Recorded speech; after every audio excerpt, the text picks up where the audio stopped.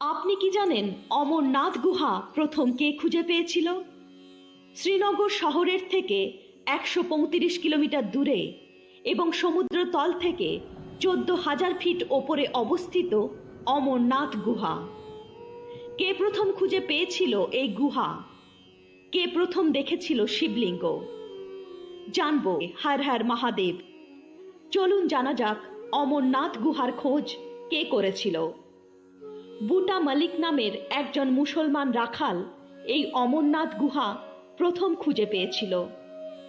বলা হয় যে একদিন বুটা মালিক ভেড়া চড়াতে চড়াতে অনেক দূরে চলে গিয়েছিলেন, আর পথ ভুলে তিনি জঙ্গলে পৌঁছে যান। সেই জঙ্গল থেকে আরও কিছু দূরে যেয়ে একটি শান্ত খালি স্থানে তিনি বসে পড়েন, আর একটি ভেড়া একটি গুহার কাছে চলে যায়।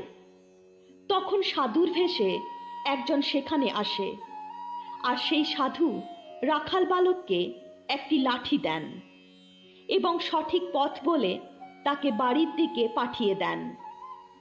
যখন রাখাল ঘরে ফিরে আসে তখন সে দেখে যে সেই লাঠিটি সোনার দণ্ডে পরিণত হয়ে গেছে, যা দেখে তার খুশির ঠিকানা থাকে না।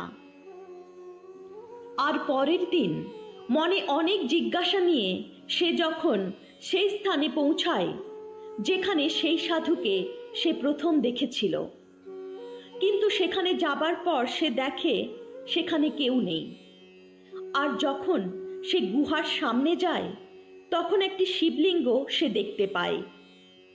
এই জন্য মানা হয় যে এই স্থানে যারা আসে স্বয়ং মহাদেব তাদের দর্শন দেন।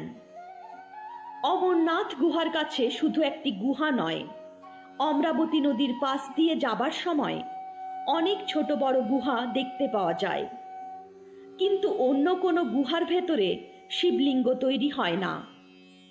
বলা হয় যে মহাদেব মাতা পার্বতীকে এই স্থানেই অমর কথা শুনিয়েছিলেন। এই স্থানে যে তীর্থযাত্রীরা যান তাদের অনেকেই একজোড়া পায়রা দেখতে পায়। মানা হয় যখন মহাদেব মাতা পার্বতীকে অমর কথা শোনাচ্ছিলেন তখন এই দুটি পায়রাও অমর কথা শুনেছিল, তাই তারাও অমর হয়ে গেছে। অনেকে এই পায়রা দুটিকে স্বয়ং মহাদেব ও পার্বতীর রূপ বলে মনে করে, আর এই পায়রার দর্শন যারা পায় তারা মোক্ষ লাভ করে। চলুন এর আসল রহস্য নিয়ে আলোচনা করি।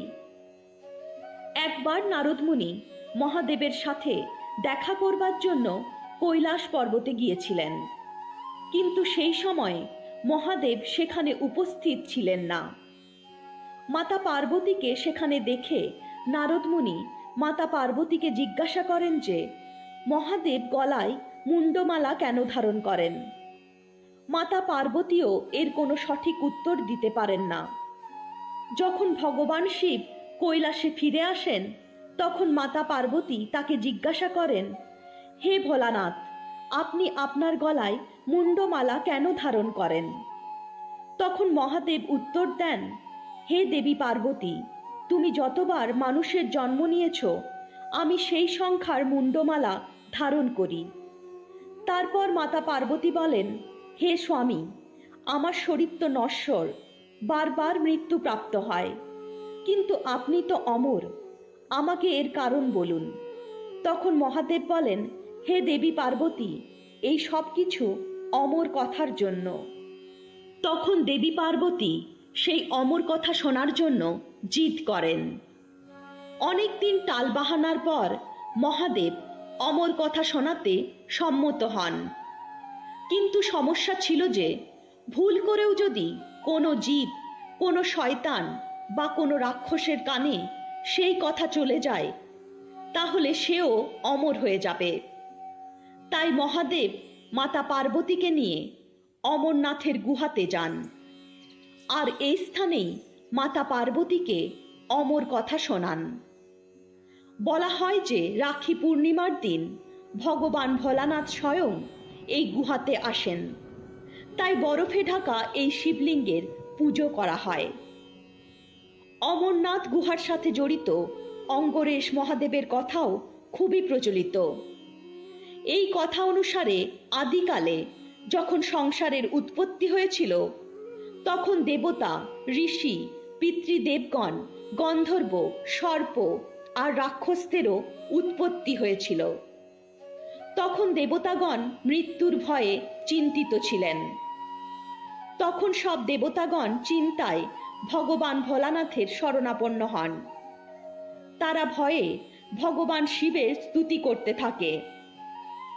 তখন কৃপাপূর্বক ভোলানাথ বলেন, আপনাদের সমস্যার সমাধান আমি অবশ্যই করব। এই কথা বলে মহাদেব নিজের মাথার থেকে চন্দ্রমাকে বের করেন আর চন্দ্রমাকে নিগড়ে দেন, আর তার থেকে অতি পবিত্র অমৃতের ধারা বইতে থাকে, আর অমৃতের বিন্দু পৃথিবীতে যেয়ে শুকিয়ে যায়। এই গুহার ভেতরে যে অমৃতের বিন্দু আছে তা এই অমৃতেরই কণা। ভগবান ভোলানাথ দেবতাদের বলেন, আপনারা এই গুহায় আমার লিঙ্গ স্বরূপ দর্শন করেছেন, এই কারণেই আপনাদের আর কোনোদিনও মৃত্যুর ভয় আসবে না, আর আপনারা অমর হয়ে যাবেন। মহাদেব বলেন, তার এই লিঙ্গ স্বরূপ 3 লোকে অমরেশ মহাদেব নামে জানা যাবে, আর তখন থেকেই তার নাম অমরেশ মহাদেব হয়ে যায়। বন্ধুরা, পবিত্র অমরনাথ গুহার দর্শন সৌভাগ্যের বিষয়। এই স্থানে যাবার পর সব পাপ, দুঃখ, কষ্ট দূর হয়ে যায়, আর মৃত্যুর পর স্বর্গপ্রাপ্তি ঘটে। আপনিও যদি অমরনাথ যাত্রা করেছেন বা করবেন, তাহলে বল হর হর মহাদেব।